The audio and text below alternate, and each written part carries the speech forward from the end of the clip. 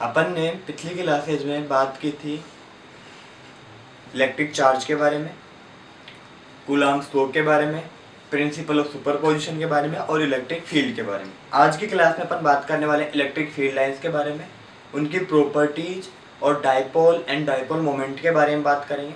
फिर उनके कुछ डेरिवेशन एंड न्यूमेरिकल्स के साथ बात करेंगे। तो सबसे पहले अपन बात कर लेते हैं इलेक्ट्रिक फील्ड लाइंस के लिए। देखो यहाँ है आपके पास में इलेक्ट्रिक फील्ड लाइंस। तो जो इलेक्ट्रिक फील्ड लाइंस का जो कॉन्सेप्ट था वो दिया था माइकल फैराडे ने। किसने दिया था? Michael Faraday.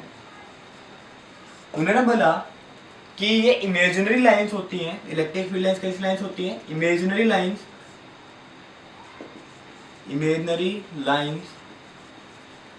In an electric field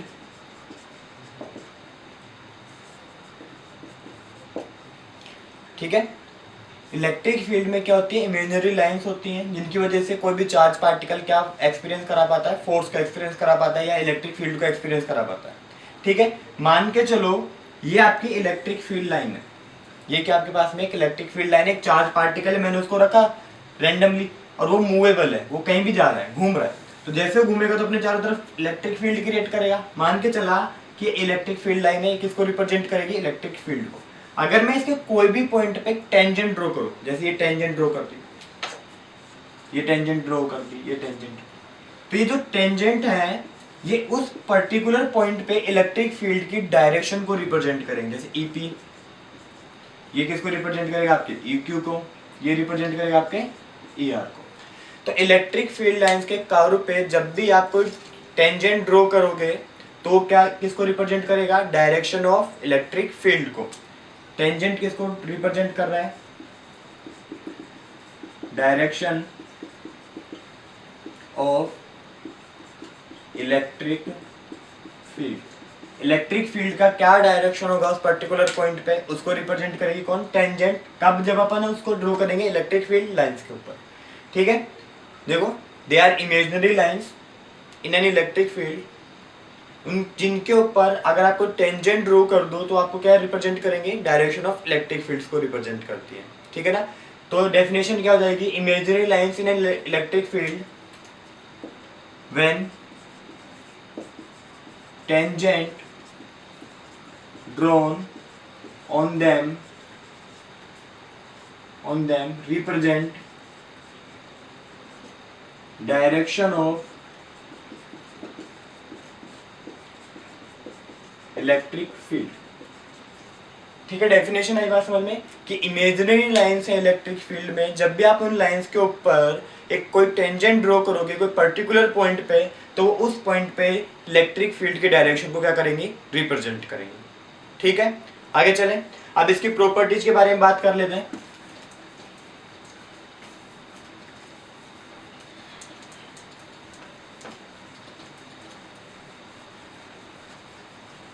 सबसे फर्स्ट प्रॉपर्टी जो इसकी है कि पॉजिटिव चार्ज की वजह से इलेक्ट्रिक फील्ड लाइंस आउटवर्ड होती हैं। पॉजिटिव चार्ज होगा तो कैसी होंगी? आउटवर्ड। नेगेटिव चार्ज है आपके पास में तो कैसी होंगी? ये इनवर्ड होंगी।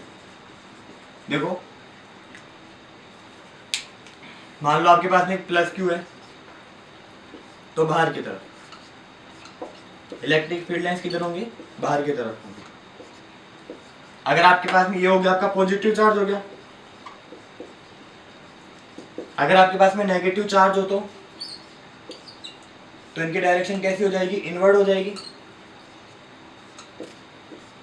तो इसकी डायरेक्शन कैसी हो गई? इनवर्ड। और ये चार्ज कैसा आपका? Negative charge. दो केस हो गए। थर्ड केस, अगर आपके पास में सेम चार्ज रखे हुए हैं, दो पॉजिटिव चार्ज रखे हुए हैं, मान लो एक प्लस क्यू यहाँ पे रखा हुआ है, एक प्लस क्यू यहाँ पे रखा हुआ है, इसकी वजह से डायरेक्शन किधर होगा? बाहर की तरफ होगा, आउटवर्ड होगा। तो ये आउटवर्ड डायरेक्शन हो गया।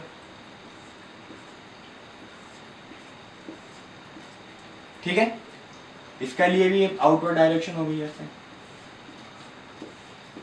लेकिन जो सेम चार्ज होते हैं एक दूसरे को क्या करेंगे? रिपेल करेंगे। रिपल्सन क्यों हो रहा है? क्योंकि इसकी वजह से भी आउटवर्ड डायरेक्शन है, इसकी वजह से भी कैसा डायरेक्शन है? आउटवर्ड है। तो दोनों एक दूसरे क्या करेंगे, रिपेल करेंगे। यहाँ पे ऐसी बनेंगी लाइन।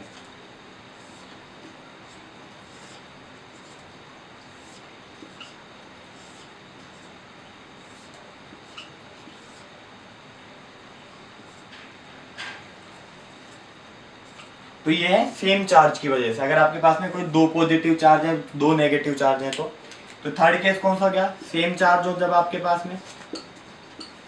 अगर अपोजिट चार्ज होंगे तो एक दूसरे क्या करेंगे, अट्रैक्ट करेंगे। मान लो यहाँ पे आपके पास में प्लस क्यू रखा हुआ है, यहाँ पे रखा हुआ है माइनस क्यू, तो ये तो आउटवर्ड डायरेक्शन में हो गई, ठीक है ना।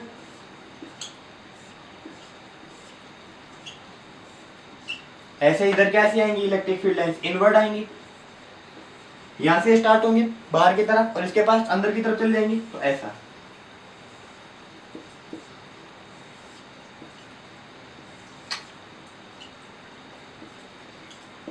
ठीक है ना। पॉजिटिव से किधर की तरफ जाएंगी, नेगेटिव की तरफ। जब कौन से चार्ज होंगे आपके पास में, अपोजिट चार्ज होंगे। और यहाँ पे क्या होगा, अट्रैक्शन, और यहाँ पे क्या हो रहा है आपके पास में, रिपल्सन हो रहा है। सबसे फर्स्ट पॉइंट, पॉजिटिव चार्ज की वजह से इलेक्ट्रिक फील्ड लाइंस कैसी होती है, आउटवर्ड। नेगेटिव चार्ज की वजह से कैसी होती है, इनवर्ड होती है। Outward positive charge, inward negative charge. अगर आपके पास में सेम चार्ज है तो एक दूसरे को रिपेल करेंगी, और अगर आपके पास में अपोजिट चार्ज है तो आपको क्या करेंगे, एक दूसरे को ये अट्रैक्ट करेंगे। फर्स्ट पॉइंट हो गया कंप्लीट इसकी प्रॉपर्टीज का। अब मैं बात करूं इसके सेकंड पॉइंट के बारे में।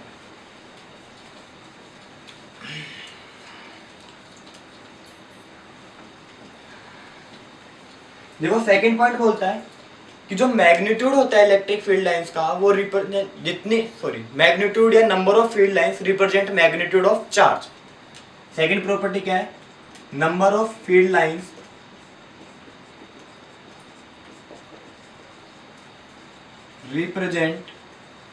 Represent magnitude of charge.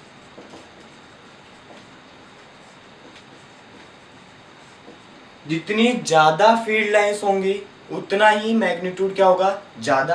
जितनी कम फील्ड लाइंस होंगी उतना मैग्नीट्यूड क्या होगा, कम होगा। ठीक है ना। अगर लार्ज नंबर है फील्ड लाइंस का, लार्ज नंबर्स में तो हाई मैग्नीट्यूड होगा। अगर आपके पास में स्मॉल या लो नंबर्स में फील्ड लाइंस, तो मैग्नीट्यूड भी क्या हो जाएगा आपके पास में, लो मैग्नीट्यूड हो जाएगा। मैग्नीट्यूड किसका, चार्ज का। और ये वाली टर्म्स किसको रिप्रेजेंट कर रही हैं, आपके फील्ड लाइंस को। ठीक है, कोई दिक्कत है। थर्ड पॉइंट, ये हमेशा कॉन्टिन्यूअस कर्व बनाती है और कभी भी ब्रेक नहीं होती। They always form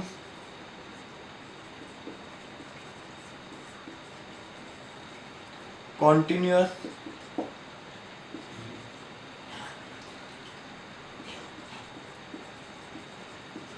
without breaking। अगर आपके पास में कुछ ज्यादा, या अगर अपन एक स्पेशल चार्ज के बारे में बात कर रहे हैं, तो उससे जितनी भी फील्ड लाइंस निकलेंगी वो क्या बनाएंगे, कॉन्टिन्यूअस कर्व बनाएंगी। ठीक है, और कभी भी ब्रेक नहीं होगी। Fourth point, electric field line surface के हमेशा परपेंडिकुलर होती है, नॉर्मल होती है। They are always normal to the surface. अगर आपके पास में कोई कंडक्टिंग सरफेस है तो उससे हमेशा कैसे रहेंगी, परपेंडिकुलर रहेंगे। फिफ्थ और इंपॉर्टेंट पॉइंट है कि दो इलेक्ट्रिक फील्ड लाइंस कभी भी इंटरसेक्ट नहीं करती हैं। They never intersect each other। ठीक है, क्यों, क्योंकि अगर इंटरसेक्ट करी तो उस पॉइंट पे इलेक्ट्रिक फील्ड की डायरेक्शन हो जाएंगी दो, जो कि पॉसिबल नहीं है। Because at the point of intersection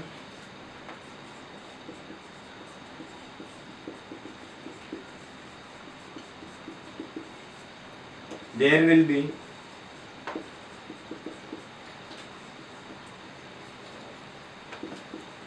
two direction of two direction of electric field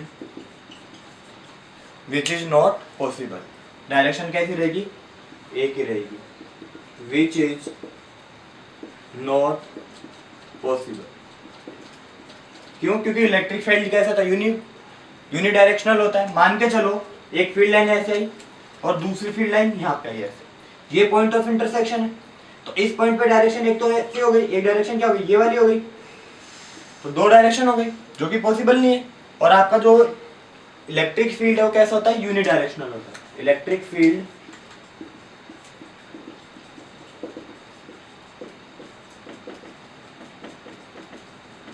unidirectional होता है। कैसा होता है, यूनिडायरेक्शनल होता है। फर्स्ट पॉइंट क्या था कि अगर आपके पास में पॉजिटिव चार्ज है तो उसकी वजह से electric field lines outward direction में होती है, नेगेटिव चार्ज है तो इनवर्ड होती है। सेकंड पॉइंट, जितनी ज्यादा फील्ड लाइंस होंगी वो उसके मैग्नीट्यूड को रिप्रेजेंट करती है। ज्यादा फील्ड लाइंस तो चार्ज का मैग्नीट्यूड ज्यादा, कम फील्ड लाइंस तो चार्ज का मैग्नीट्यूड भी क्या होता है, कम होता है। थर्ड पॉइंट देखो, ये हमेशा कॉन्टिन्यूअस कर्व बनाती है, कभी भी ब्रेक नहीं होती। फोर्थ पॉइंट, कोई भी कंडक्टिंग सरफेस के हमेशा क्या रहेंगी, नॉर्मल रहेंगी, परपेंडिकुलर रहेंगी। फिफ्थ पॉइंट, कभी भी इंटरसेक्ट नहीं करती हैं, ठीक है, क्योंकि अगर इंटरसेक्ट करी तो at the point of intersection there will be two direction of electric field which is not possible because electric field is unidirectional. ये 5 पॉइंट अपन लिख लिए। अब अपन बात कर रहे हैं 6 पॉइंट के बारे में, ठीक है।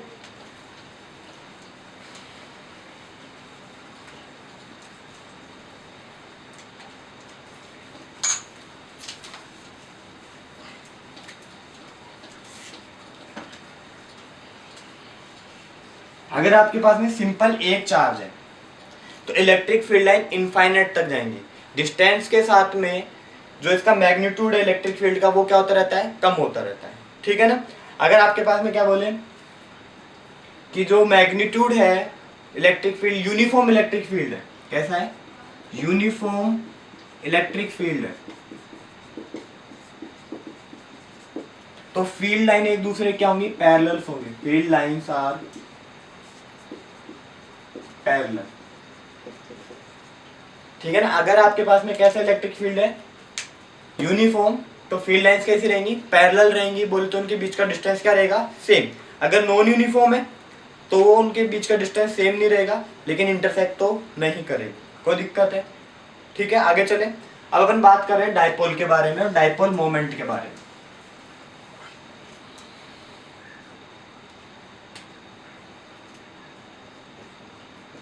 इलेक्ट्रिक डायपोल, देखो क्या लिखा हुआ है, डायपोल,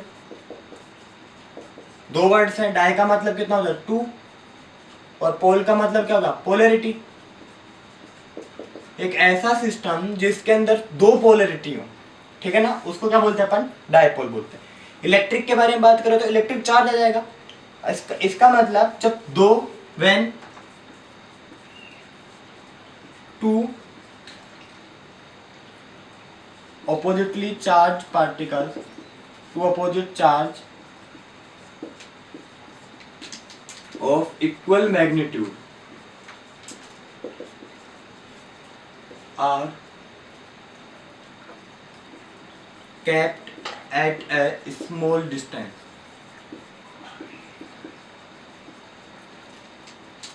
जब दो चार्ज पार्टिकल्स जिनका मैग्नीट्यूड क्या है, बिल्कुल सेम है, और एक बहुत छोटी डिस्टेंस पे रखे हुए होते हैं, तो उसको क्या बोलते हैं, इलेक्ट्रिक डायपोल बोलते हैं, नोन एज इलेक्ट्रिक डायपोल। और इलेक्ट्रिक डायपोल आपकी वेक्टर क्वांटिटी होती है।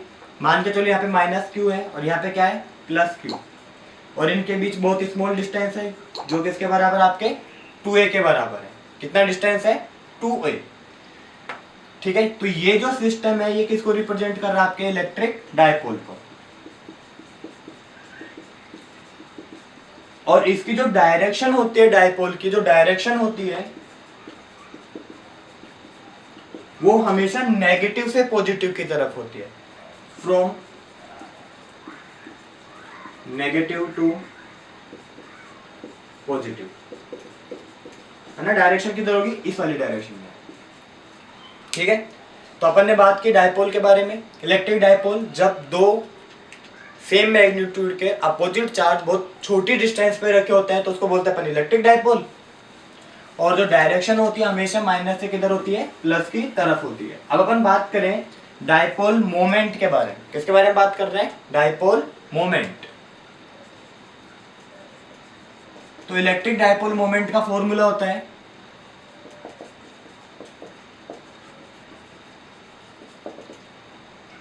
Magnitude of either charge into distance between them,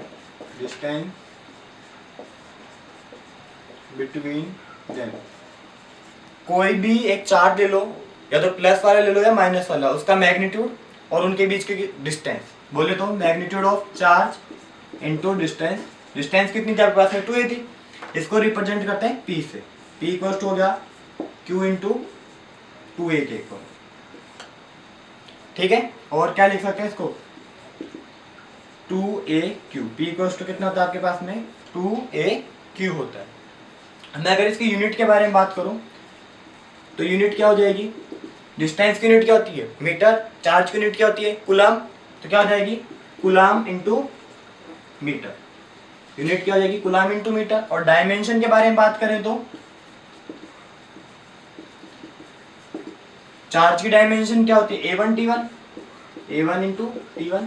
और डिस्टेंस की डायमेंशन क्या होती है, l लेंथ। तो इसका डायमेंशन फॉर्मूला क्या हो जाएगा, m0 l1 a1 और t1। ये क्या हो गई, इसकी डायमेंशन हो गई। कोई दिक्कत है, बोलो, ठीक है। अब आपको एक न्यूमेरिकल दिया हुआ है इसमें कि एक NaCl का पार्टिकल है जिसके अंदर Na और प्लस और Cl माइनस है, ठीक है। और उनके बीच की डिस्टेंस है 1.28 एंगस्ट्रम। क्वेश्चन में डिस्टेंस कितना दिया आपको, 1.28 एंगस्ट्रम दिया हुआ है। और वो आपसे पूछ रहा है कि डायपोल मोमेंट कैलकुलेट करो। एंगस्ट्रम को कन्वर्ट कर लो, 1.28 इंटू 10⁻⁻10 मीटर। NaCl में क्या बन रहा होगा, Na plus plus Cl minus बन रहा होगा, मतलब एक ही चार्ज होगा। क्यू की वैल्यू कितनी हो गई, 1 इलेक्ट्रॉन के बराबर। क्यू कितना हो गया आपके पास में, 1 इलेक्ट्रॉन।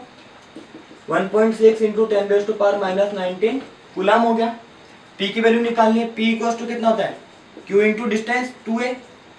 1.6 इंटू 10⁻⁻19 डिस्टेंस कितना आपके पास में, 1.28 इंटू 10⁻⁻10। अपन इसको क्या करेंगे, मल्टीप्लाई करेंगे, आंसर आएगा आपके पास में 2.08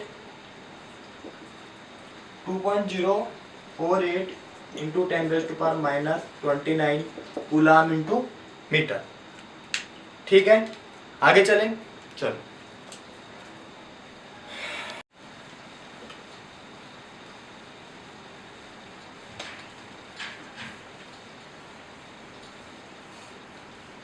अब अपन निकालेंगे electric field intensity due to dipole, ठीक है। ये इंपॉर्टेंट केस है, ये इंपॉर्टेंट टॉपिक्स हैं आपके चैप्टर के, जो एग्जाम्स के पॉइंट ऑफ व्यू से बहुत ज़्यादा इंपॉर्टेंट है। तो electric field due to electric field at a point due to electric dipole. किसकी वजह से, डायपोल की वजह से।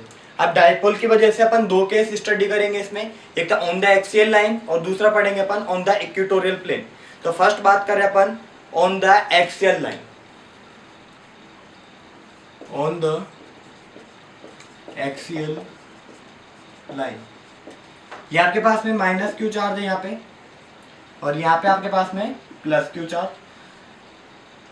ये पॉइंट ए है, ये पॉइंट क्या है, बी। ये जो लाइन है इन दोनों को ज्वाइन कर रही है आपस में, इसको बोल रहे हैं अपन एक्सियल लाइन। और इनका सेंटर क्या है, ये ओ। इससे आर डिस्टेंस पे, कहाँ पे, या पी डिस्टेंस पे, सॉरी, इससे पी पॉइंट पे अपने को क्या निकालना है, इलेक्ट्रिक फील्ड का मैग्नीट्यूड निकालना है।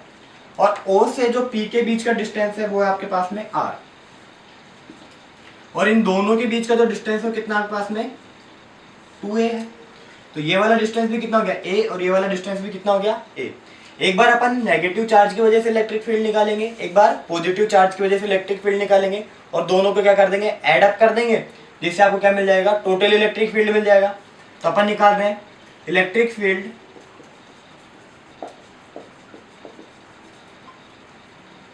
Field due to negative charge, इसको बोल दिया अपन ने E1 इक्वल्स टू वही K Q upon R square होता है फॉर्मूला। तो के तो एज इट इज, क्यू कौन सा, माइनस क्यू के बराबर है, डिस्टेंस किसके बराबर है, एपी के बराबर। तो ये क्या हो गया आपके पास में, एपी का square, and electric field due to positive charge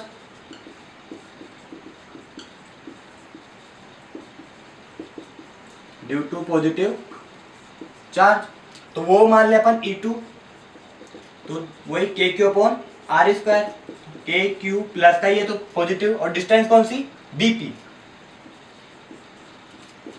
देखो O से P तक का डिस्टेंस कितना है, R, और O से A तक का डिस्टेंस कितना है, A। तो जो A से P तक का डिस्टेंस कितना हो जाएगा आपके पास में, A प्लस R, और वो कितना हो जाएगा, R माइनस A। AP कितना हो जाएगा आपके पास में, R प्लस A, और BP कितना हो जाएगा आपके पास में, R minus A। Equation number first, equation number second. From equation first and second, total electric field E1 plus E2 के बराबर है।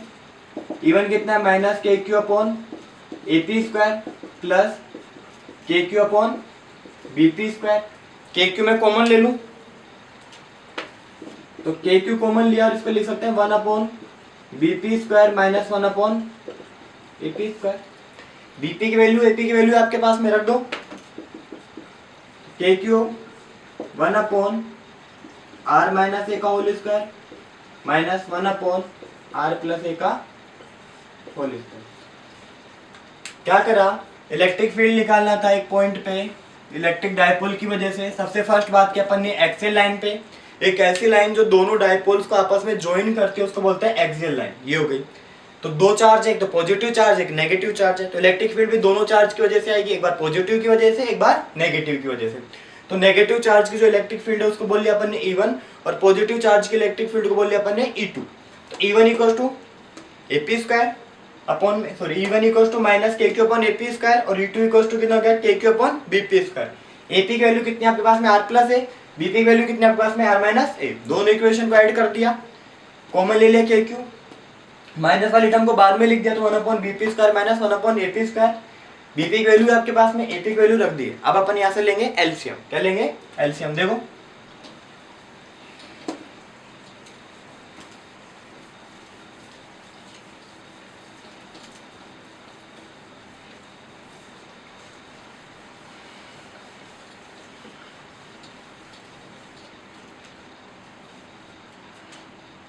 E equals to K Q, LCM लो, एलसीएम कितना आएगा, R माइनस A का whole square into R plus A का whole square, और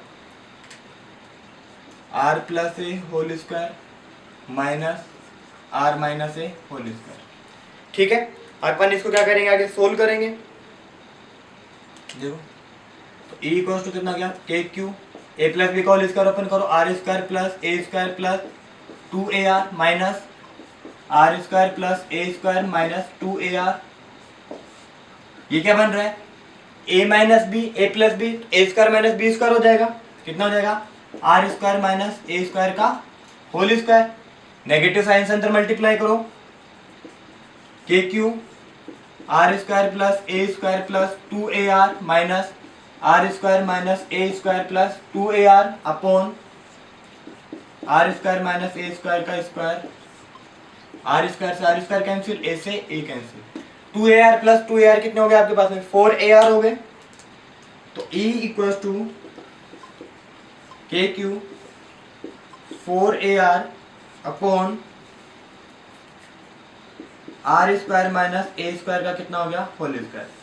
late अपन मान के चलते हैं कि A is smaller than R, तो A स्क्वायर तो और भी छोटी टर्म होगी, A स्क्वायर आर स्क्वायर से बहुत छोटा होगा, सो नेग्लेक्टिंग ए स्क्वायर, किसको नेग्लेक्ट कर दिया अपन ने यहां से, ए स्क्वायर को नेग्लेक्ट कर दिया, तो क्या मिलेगा आपको, E equals to K Q 4AR, तो ए तो हट गया, आर स्क्वायर का स्क्वायर कितना हो गया, आर की power 4, cancel, E equals to कितना हो गया 4 K Q A upon R Q, और क्या लिख सकते हैं इसको 2 के, देखो 4 को लिख लिया अपने 2 इंटू 2, तो Q इंटू 2 किसके बराबर होता है, P के बराबर होता है, E इक्वल्स टू कितना हो गया आपके पास में KP अपॉन आर क्यूब हो गया। ठीक है, कोई दिक्कत है, क्या करा, इलेक्ट्रिक डायपोल की वजह से एक्सियल लाइन पे आपको इलेक्ट्रिक फील्ड निकालना था। अब डायपोल में क्या होते हैं, दो चार्ज होते हैं, एक होता है प्लस एक होता है माइनस, तो डायरेक्शन हमेशा नेगेटिव से पॉजिटिव की तरफ होती है, तो अपने डायग्राम में इधर माइनस लिया था, इधर क्या ले लिया था, प्लस ले लिया था। ठीक है, और O से जो P पॉइंट का डिस्टेंस था वो कितना था, R के बराबर था। एक बार अपन माइनस की वजह से निकालेंगे, एक बार प्लस की वजह से इलेक्ट्रिक फील्ड निकालेंगे। माइनस की वजह से जो इलेक्ट्रिक फील्ड में डिस्टेंस आई वो AP थी, AP की वैल्यू कितनी आई थी आपके पास में R प्लस A, और BP की वैल्यू कितनी आई थी आपके पास में R माइनस A, तो E1 इक्वल्स टू कितना आता minus KQ upon AP square, E2 equals to कितना आता KQ अपॉन BP स्क्वायर, दोनों टर्म्स को क्या कर देंगे अपन, ऐड कर देंगे। ठीक है, KQ अपन ने कॉमन ले लिया था, और ये वाली टर्म आपके पास में यहाँ पे बन रही थी, फिर अपन ने एलसीएम लिया, होल स्क्वायर ओपन किया, A plus B A minus B बन रहा है, A square minus B square कर दिया, जो टर्म्स कैंसिल हो गई उनको कैंसिल आउट कर दिया, ए स्क्वायर को नेग्लेक्ट कर दिया, यहाँ पे अपन ने बहुत छोटी टर्म है, तो आपको अपॉन में मिल गया आर क्यूब, 4 को ब्रेक कर लिया 2 इंटू 2 की टर्म्स में, तो Q इंटू 2 किसके बराबर हो गया आपके, P के बराबर हो गया, E इक्वल्स टू कितना हो गया KP अपॉन आर क्यूब के बराबर। कोई दिक्कत है?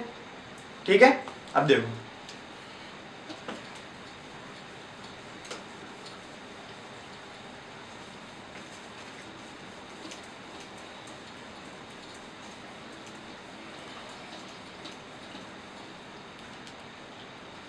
अब अपन बात करेंगे electric field on equatorial plane. कहां पे बात करेंगे अपन, electric field on equatorial plane.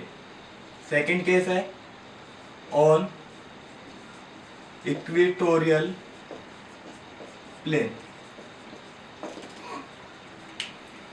ये आपके पास में डायपोल का सिस्टम है, माइनस क्यू और ये प्लस क्यू, ये आपका ए पॉइंट है, ये आपका बी पॉइंट है। कोई दिक्कत है इसके अंदर, बोलो, नहीं है?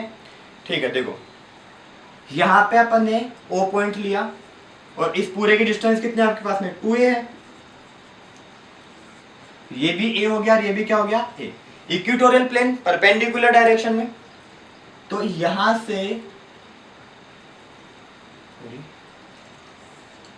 से r डिस्टेंस पे पॉइंट क्या है p, और इस पॉइंट p पे अपने को क्या निकालनी है, इलेक्ट्रिक फील्ड की इंटेंसिटी कैलकुलेट करनी है। देखो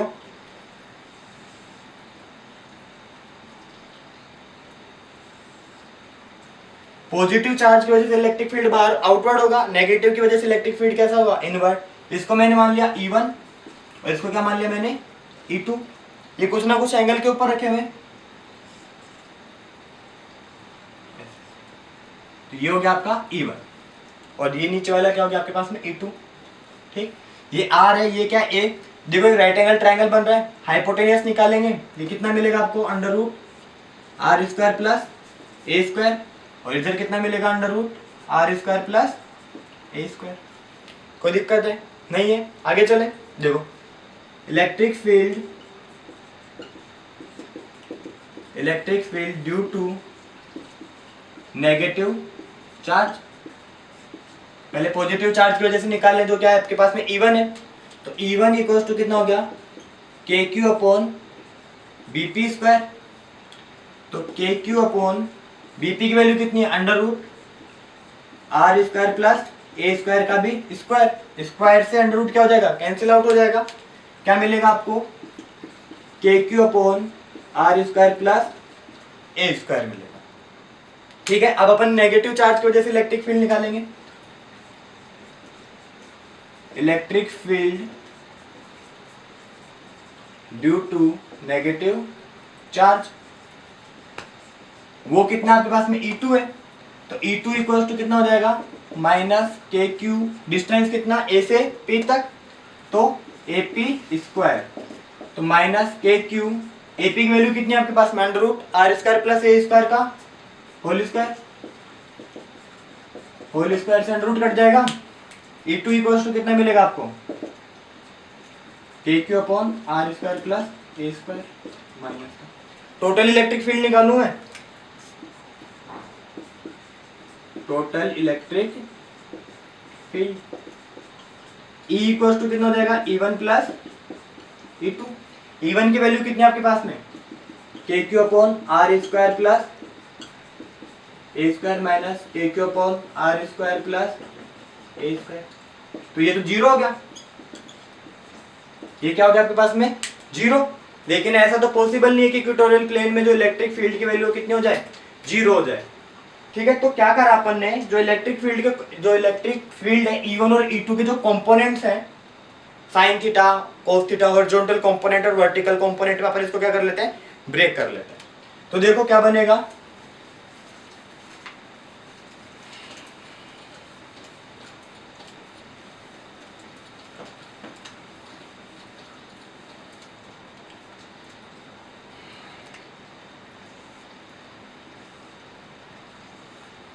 ये आपका E2 है और ये आपका है E1। अब मैं इसके दो कंपोनेंट करूंगा, एक तो E1 साइन थीटा है, E2 cos थीटा। तो जो 90 डिग्री जो वर्टिकल कंपोनेंट है वो क्या बनेगा आपके पास में E1 साइन थीटा, और हॉरिजॉन्टल कंपोनेंट क्या बनेगा आपके पास में E1, ये बनेगा आपका E1 cos थीटा। ऐसे E2 को ब्रेक करो तो ये तो हो जाएगा E2 साइन थीटा, और इधर ही क्या बनेगा आपके पास में E1 E2 cos theta. E1 sine theta और E2 cos जो साइन थीटा है वो एक दूसरे के अपोजिट डायरेक्शन में, ये तो क्या कर देंगे कैंसिल आउट कर देंगे। टोटल जो इलेक्ट्रिक फील्ड मिलेगा वो cos थीटा के कंपोनेंट की वजह से मिलेगा। ये था आपके पास में A, ये था A, ये डिस्टेंस कितनी थी R, ये डिस्टेंस कितनी थी R square plus A square.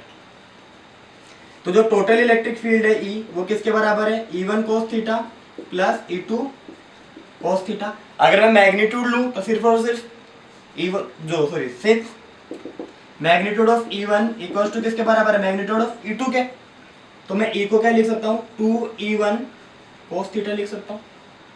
ठीक है, इस ट्राइंगल से cos थीटा की वैल्यू निकालो।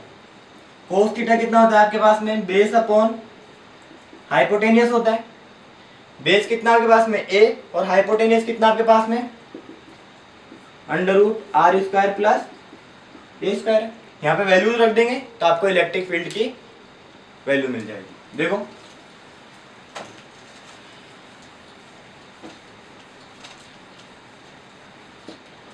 ई इक्वेटोरियल के बारे में बात कर रहे हैं अपन, तो ई इक्वेटोरियल ट्वाइस ऑफ E1 की वैल्यू कितनी थी आपके पास में K Q upon R square plus A square into cos theta.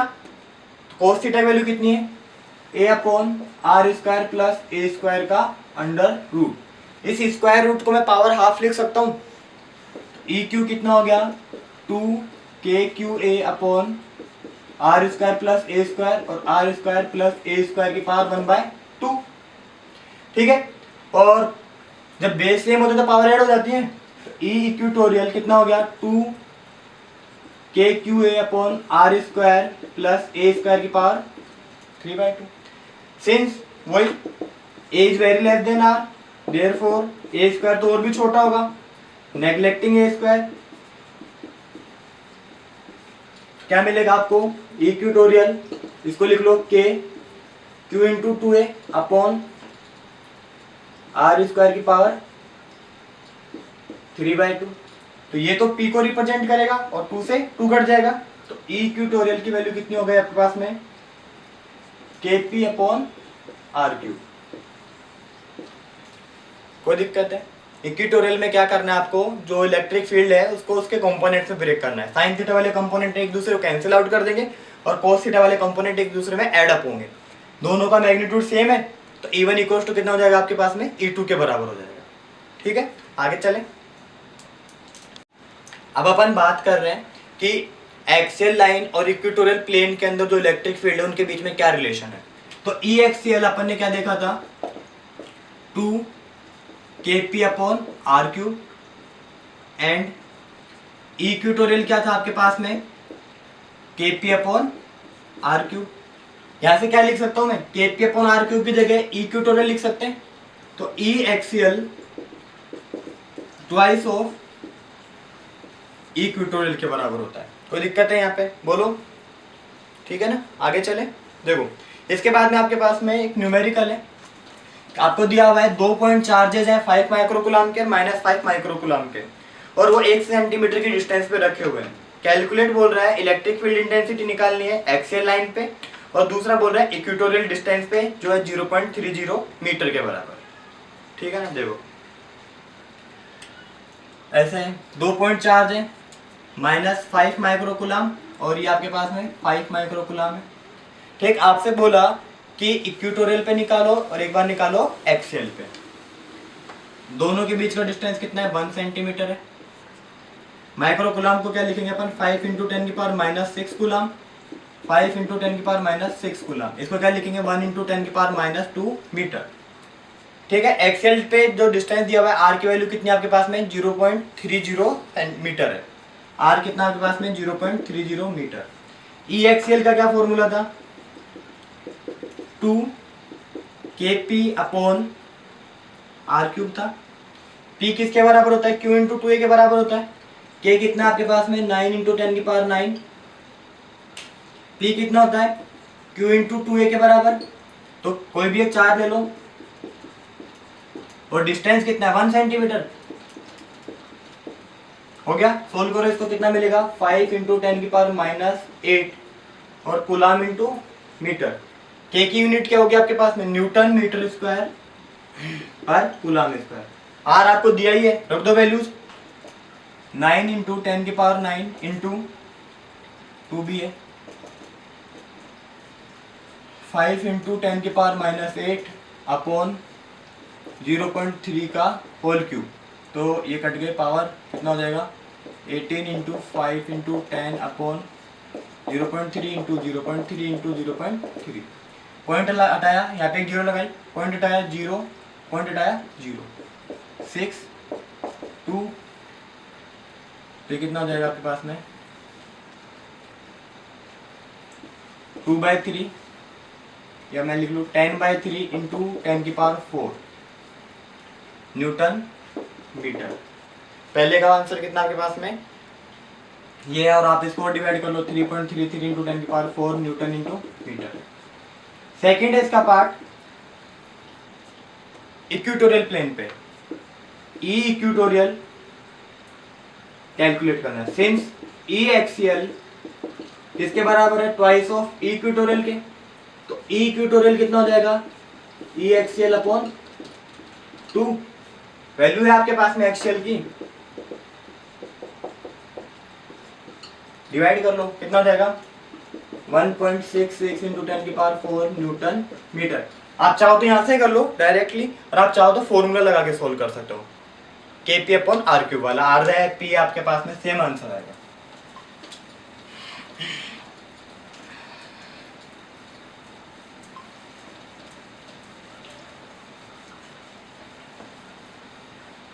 हम बात करेंगे torque on dipole in uniform electric field. Torque on dipole in uniform electric field. देखो यूनिफॉर्म इलेक्ट्रिक फील्ड में जो फील्ड लाइंस एक दूसरे के पैरेलल होती हैं, तो फील्ड लाइंस हो गए आपके पास में एक दूसरे के पैरेलल। यहाँ पे डायपोल रखा हुआ है, ये -q, और यहाँ पे रखा हुआ आपके पास में +q, ठीक है। अब इनके बीच का डिस्टेंस कितना आपके पास में, 2a है। अब इस वाले पॉइंट पे फोर्स लग रहा होगा +qe, और इधर फोर्स कितना लग रहा होगा, -qe। दोनों फोर्स का मैग्नीट्यूड क्या एक दूसरे के इक्वल है, तो दोनों फोर्स एक दूसरे को क्या कर देंगे, कैंसिल आउट कर देंगे। लेकिन जो लाइन ऑफ फोर्स है, जो पॉइंट ऑफ फोर्स एक्ट कर रहे हैं, वो सेम नहीं होता है। Line of force are not same, same नहीं है तो क्या बनाएंगे, दे प्रोड्यूस कपल। और अपन ने 11th में पढ़ा था जहां पे भी कपल बनते तो वहां पे क्या बनता है, टॉर्क बनता है, और ये रोटेट करना क्या कर देगा, स्टार्ट कर देगा। कोई दिक्कत है, ठीक है ना। अब अपन ने पढ़ा था कि जो टॉर्क है उसका फॉर्मूला क्या होता है, टॉर्क इक्वल्स टू कितना होता है, फोर्स इनटू परपेंडिकुलर डिस्टेंस। अगर मैं परपेंडिकुलर डिस्टेंस के बारे में बात करूं तो ये वाली डिस्टेंस होगी, ठीक है। ये एंगल कितना हो गया आपके पास में, थीटा। तो इस ट्रायंगल में अगर मैं साइन थीटा की वैल्यू निकालूं, कितना निकालूं, साइन थीटा, ये ए सी, तो साइन थीटा क्या होता है आपके पास में, perpendicular upon hypotenuse, P upon H. तो साइन थीटा परपेंडिकुलर कौन सा आपके पास में, सी बी, और हाइपोटेनियस कितना आपके पास में, 2a। तो सी बी इक्वल टू कितना हो गया, 2a sine theta. Torque force कितना आपके पास में, QE into 2a sine theta. और देखो ऐसे लिख सकते हैं इसको, E ऐसे लिख लो, Q into 2a E sine theta. ये किसके बराबर होता है, आपके P के बराबर होता है।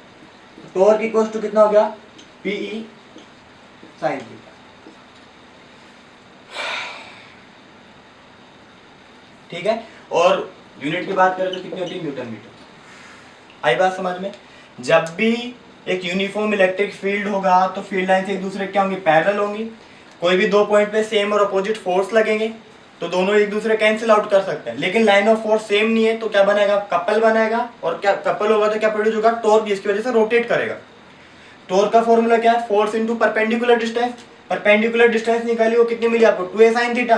तो आपको टॉर्क इक्वल टू कितना मिल गया, P साइन थीटा के बराबर। अब देखो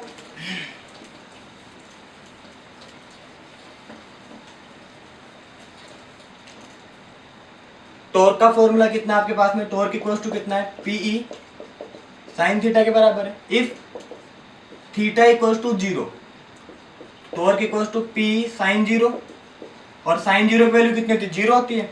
टॉर्क भी कितना हो जाएगा, 0। इफ थीटा इक्वल टू π/2 90, तो टॉर्क इक्वल टू कितना हो गया, P साइन 90, और साइन 90 की वैल्यू कितनी होती है, 1। टॉर्क कितना हो गया, PE।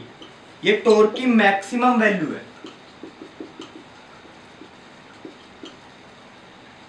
Next, if theta equal to कितना हो जाए, 180, तो टॉर्क इक्वल टू कितना हो जाएगा, P साइन 180, और साइन 180 की वैल्यू कितनी होती है, -1 होती है। तो टॉर्क इक्वल टू कितना हो जाएगा, माइनस का P। ये टॉर्क की मिनिमम वैल्यू है। टॉर्क की कौन सी वैल्यू है आपके पास में, मिनिमम वैल्यू है। अब इसके बाद में एक न्यूमेरिकल आपके पास में, दो चार्ज गिवन है आपको 1000 माइक्रोकूलम के, और उनके बीच का डिस्टेंस है 2 mm, ठीक है ना। और यूनिफॉर्म इलेक्ट्रिक फील्ड दिया हुआ आपको 15 × 10⁴ न्यूटन पर कूलम। एंगल दिया हुआ आपको 30 डिग्री। पूछ रहा है टॉर्क। देखो क्या क्या दिया हुआ आपको क्वेश्चन में, चार्ज की वैल्यू है 100 माइक्रोकूलम, सॉरी 1000 माइक्रोकूलम। चार्ज कितना है, 1000 माइक्रोकूलम, या आप इसको क्या लिखे, 1000 × 10⁻⁻6 कूलम। दो इलेक्ट्रिक फील्ड आपके पास में कितना है, 15 × 10⁻⁴ Newton into metre.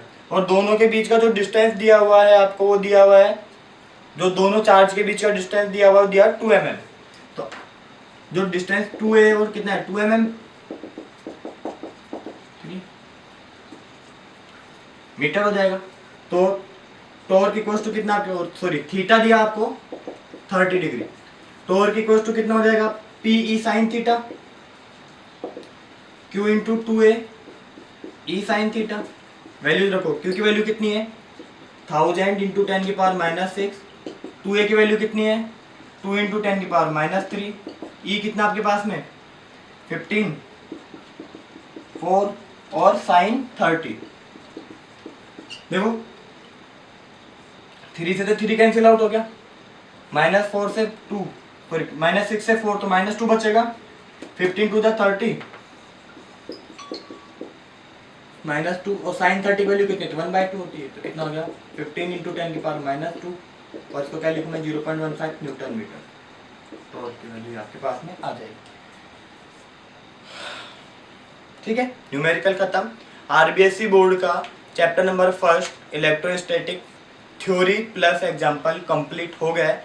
Next class में अपन डिस्कस करेंगे इसके इम्पोर्टेंट क्वेश्चंस के बारे में और इसके इम्पोर्टेंट न्यूमेरिकल्स के बारे में। ठीक है, कोई भी डाउट हो तो प्लीज़ कमेंट जरूर करें।